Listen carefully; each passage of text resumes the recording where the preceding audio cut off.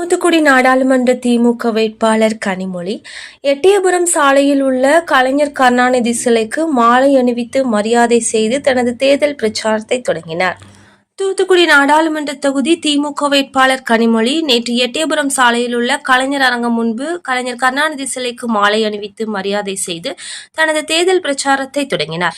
அதனைத் தொடர்ந்து மாநகராட்சிக்குட்பட்ட மாரியம்மன் கோவில், டிஎம்சி காலனி சந்திப்பு, காசிநாடா ஆயில் மில், அமெரிக்கன் மருத்துவமனை அருகில் உருண்டையம்மன் கோவில், கருப்பட்டி சொசைட்டி, பூபாலயாபுரம், திரேஸ்புரம் சந்திப்பு, புதுத்தெரு, மட்டக்கடை, 2ஆம் கேட், போஸ் திடல், தேரடி, பள்ளிவாசல், பிபிஎம்டி ஜங்ஷன், சுமங்கலி கல்யாண மண்டபம், பீங்கான் ஆபீஸ், பக்கில்புரம், கேஎஸ்பிஎஸ் தியேட்டர், சிதம்பர நகர், பிரைன் நகர், 12வது தெரு, 3ஆம் மைல் பழைய பேருந்து நிலையம், அண்ணா நகர் ஆகிய பகுதிகளில் பிரச்சாரம் செய்தார்.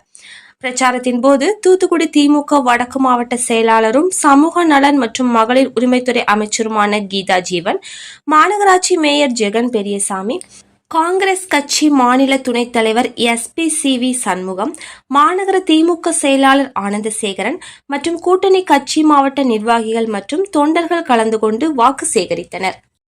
மறுபடியும் தூத்துக்குடியிலே ஒரு வேட்பாளராக நின்று உங்களுடைய ஆதரவோடு வெற்றி பெறக்கூடிய வாய்ப்பை எனக்கு அளித்திருக்கிறார்கள்.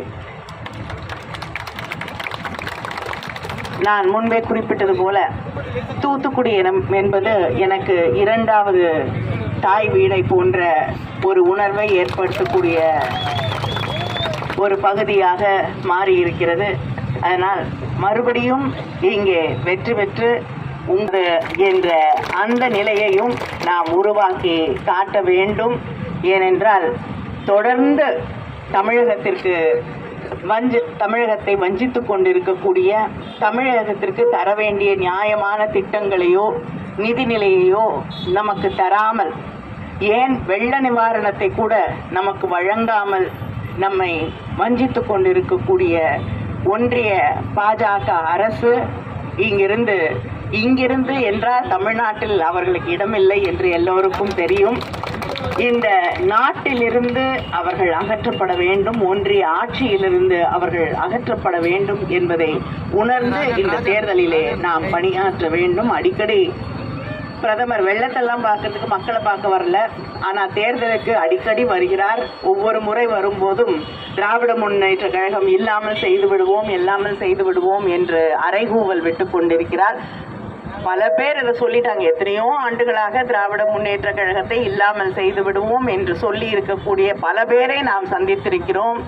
அவர்கள் இன்று எங்கே என்று தேடக்கூடிய நிலையைத்தான் நாம் பார்த்து கொண்டிருக்கிறோமே தவிர, திராவிட முன்னேற்ற கழகம் இன்று திராவிட மாடல் ஆட்சியாக இந்த நாட்டுக்கே முன்னுதாரணமாக இருக்கக்கூடிய ஒரு ஆட்சியாக நம்முடைய முதலமைச்சர் அவர்களுடைய தலைமையிலே செயல்பட்டு கொண்டிருக்கிறது. அதனால்தான் தேர்தல் அறிக்கையில கூட நம்முடைய மகளிர் உரிமை திட்டத்தையும், அது மட்டும் இல்லாமல் நம்முடைய காலை உணவு திட்டம் நாடு முழுவதும் அமல் செய்வோம் என்று அறிவித்திருக்கிறோம்.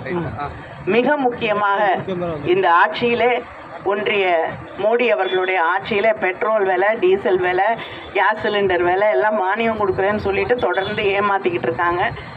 மத்தியிலே நம்முடைய இந்திய கூட்டணி ஆட்சி வந்தவுடன் நிச்சயமாக பெட்ரோல் விலை 75 ரூபாய், டீசல் விலை 65 ரூபாய், கேஸ் சிலிண்டர் விலை 500 ரூபாய் என்று மாற்றி அமைக்கப்பட்டு மக்களுக்கு பயனுள்ளதாக, மக்கள் விலைவாசியிலே மாட்டிக்கொண்டு கஷ்டப்படாத ஒரு நாட்டை உருவாக்கி காட்டுவோம். உங்களை எல்லாம் சந்தித்ததிலே மற்றற்ற மகிழ்ச்சி. உங்களுடைய ஆதரவு எனக்கு தொடர்ந்து இருக்க வேண்டும் என்று உங்களை எல்லாம் வேண்டி கேட்டுக்கொள்கிறேன். நன்றி, வணக்கம்.